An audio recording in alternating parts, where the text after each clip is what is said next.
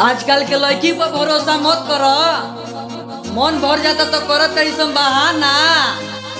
आजकल के लड़की पर भरोसा मत करो, मन भर जाता तो करत करी सम बहाना। कैमरामैन जल्दी फोकस कर, हमार दिल टूट गइल बा। अब बजाओ नीलकमल के गाना। दूसरा केहू के फुलवारी में 5 साल के प्यार रहे, ओहू के पल भर में मिटा दे आलू। 5 साल के प्यार रहे, ओहू के पल भर में मिटा दे आलू। और सीधा साधा लड़का के नशा वाला आदत धरा दे आलू।